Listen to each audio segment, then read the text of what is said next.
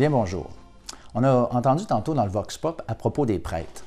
Je ne sais pas si vous êtes comme moi, mais lorsque on me parlait d'un prêtre autrefois, pour moi, c'était tout de suite évident que je voyais dans mon esprit le prêtre à l'église qui officiait comme ça dans ce temple, ce grand bâtiment. Mais j'aimerais aujourd'hui, moi, vous parler au contraire de ce que la Bible dit à propos de la prêtrise. La première chose qui est importante à mentionner, c'est que c'est dans l'Ancien Testament que nous voyons l'institution de la prêtrise. La raison est fort simple. C'est que d'abord, Dieu est saint et que l'homme est pécheur et que le péché de l'homme nous empêche d'avoir accès à ce Dieu trois fois saint. Ainsi, Dieu avait choisi à l'époque, dans le peuple d'Israël, une famille et ses descendants pour officier comme ça et prendre un peu, si vous voulez, la forme d'intermédiaire entre Dieu et l'homme. Ces hommes, ces prêtres, avaient comme fonction particulière d'offrir des sacrifices à Dieu pour les péchés. Ainsi, lorsque, par exemple, un Israélite venait et avait péché, il venait avec un sacrifice et le prêtre sacrifiait effectivement pour cet homme afin que cette relation à laquelle Dieu tenait tant puisse être, si vous voulez, rétablie, remise en place pour que la communion puisse à nouveau avoir effet entre ce Dieu trois fois saint et l'homme qui était pécheur. Ce qui est intéressant, c'est que le Nouveau Testament nous révèle quelque chose qui surprend par rapport à cet état de choses que nous voyons dans l'Ancien Testament.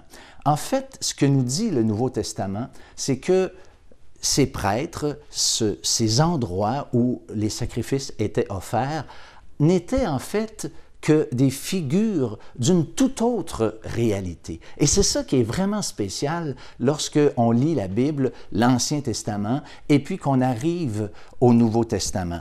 Donc, je vais vous lire maintenant un verset de la Bible qui nous dit à proprement parler ce que je viens de vous dire.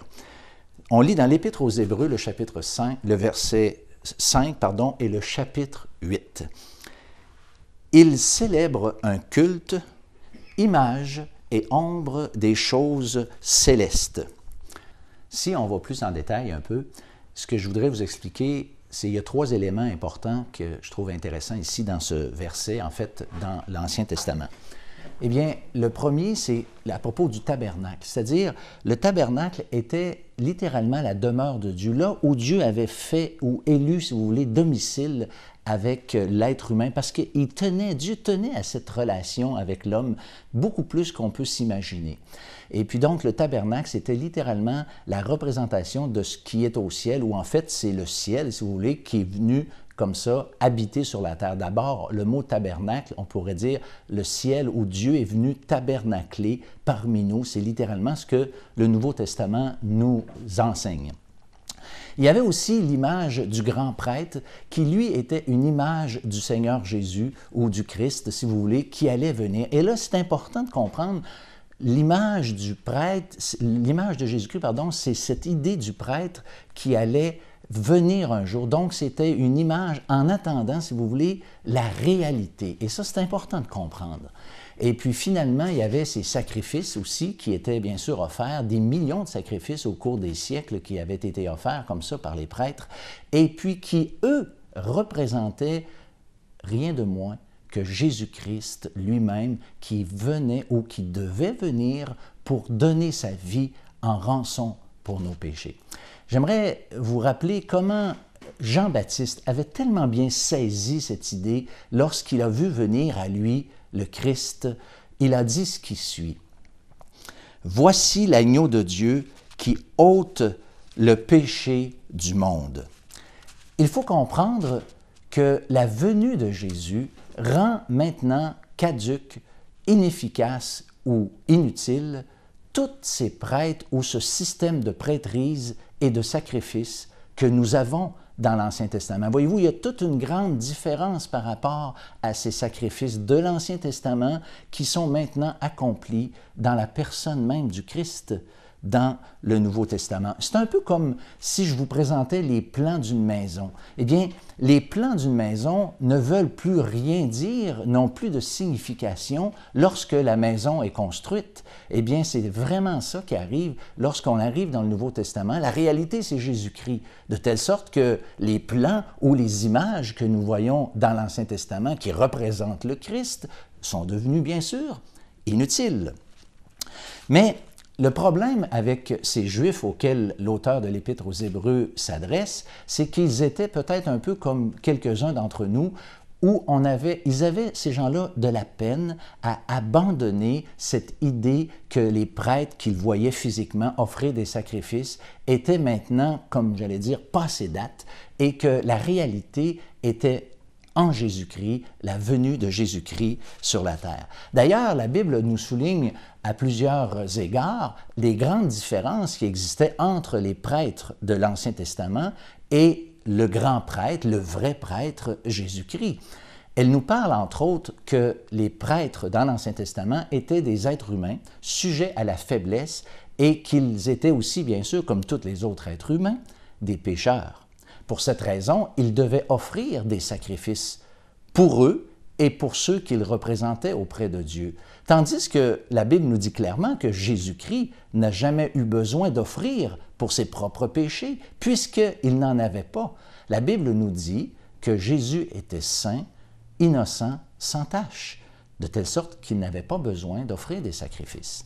Maintenant, une grande différence aussi entre ces sacrifices, ou ces prêtres, je devrais dire, de l'Ancien Testament et Jésus-Christ, c'est que ces prêtres étaient voués à la mort, et pour cette raison, c'était leurs descendants, comme ça, qui devaient les remplacer de génération en génération, tandis qu'à propos de Jésus, eh bien, son sacerdoce, son ministère, on pourrait dire, il est, lui, perpétuel, il n'est pas transmissible.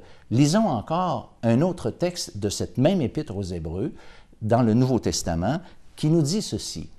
« Mais lui, parce qu'il demeure éternellement, possède un sacerdoce qui n'est pas transmissible. » On lit aussi cet autre verset, « Ayant été fait souverain sacrificateur pour toujours. » Voyez-vous, si les prêtres de l'Ancien Testament n'ont plus leur raison d'être, eh bien, les prêtres d'aujourd'hui n'ont plus leur raison d'être. Si Jésus-Christ a un sacerdoce qui n'est pas transmissible, eh bien, comment certaines personnes peuvent-elles prétendre à ce titre aujourd'hui?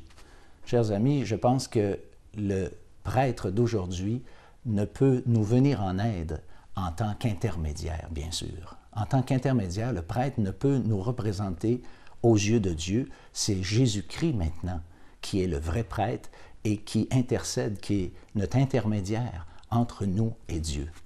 À tel point que, par exemple, confesser vos péchés à un prêtre, pour nous, c'est évident qu'il n'a pas le pouvoir de pardonner nos péchés. Seul Dieu, nous dit la Bible, a le pouvoir de pardonner les péchés. Je peux vous dire quelque chose d'extrêmement important ici aujourd'hui. C'est que Jésus-Christ est celui qui est mort sur la croix pour nos péchés et que c'est lui seul qui peut maintenant nous accorder un plein et entier pardon. Jésus-Christ, pour mieux comprendre ce qu'il a accompli sur la croix, lorsque je vous ai parlé tout à l'heure du temple dans l'Ancien Testament, ce temple était divisé en deux parties. La première partie était le lieu saint et la deuxième partie, le lieu très saint. Et puis, ce lieu très saint et ce lieu saint étaient divisés par un voile, et ce voile-là, de l'autre côté du voile, eh bien, seulement une fois par année, le grand et souverain prêtre pouvait offrir un sacrifice. Et la Bible nous dit que Jésus-Christ, maintenant, nous a ouvert la porte et que tous ces sacrifices de l'Ancien Testament ne pouvaient nous ouvrir cette porte entre le lieu saint et le lieu très saint qui, bien sûr, représente la présence même de Dieu. Lisons ensemble un verset qui nous le dit clairement. « Le Saint-Esprit montrait par là que le chemin du lieu très saint n'était pas encore ouvert. » Et encore, le Christ nous dit clairement ce qui suit. « Il est entré une fois pour toutes dans le lieu très saint, non avec le sang des boucs et des veaux, mais avec son propre sang, ayant obtenu une rédemption éternelle. La Bible nous dit que Jésus est venu pour donner sa vie et qu'il s'est présenté devant Dieu non avec le sang des taureaux et des boucs qui avait été offert dans l'Ancien Testament, mais avec son propre sang. Puis c'est là qu'on voit que Jésus a payé de sa vie lorsque le sang de son côté a jailli après qu'il eut expiré. Ainsi, ça nous explique qu'est-ce qui s'est passé à un moment donné lorsque Jésus était sur la croix. Il a crié et puis il a rendu son esprit et puis il s'est passé quelque chose. Puis lisons ensemble dans l'Évangile ce qui s'est produit effectivement. Jésus poussa de nouveau un grand cri et rendit l'esprit. Et voici le voile du temple se déchira en deux depuis le haut jusqu'en bas.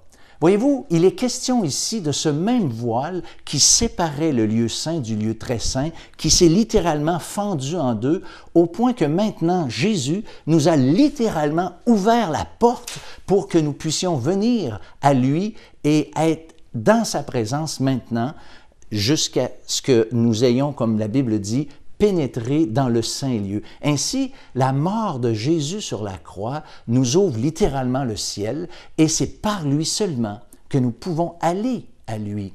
Ainsi, moi, je vous invite simplement, qui que vous soyez, à venir à lui dire, Seigneur, je réalise qu'il n'y a personne d'autre sur la terre qui est venu dans ta présence pour donner sa vie et offrir le vrai sacrifice, le seul sacrifice qui nous ouvre les portes du ciel. « Ah, Seigneur, vous pouvez lui dire dans vos mots, je reconnais que je suis indigne de ta présence puisque je suis un pécheur.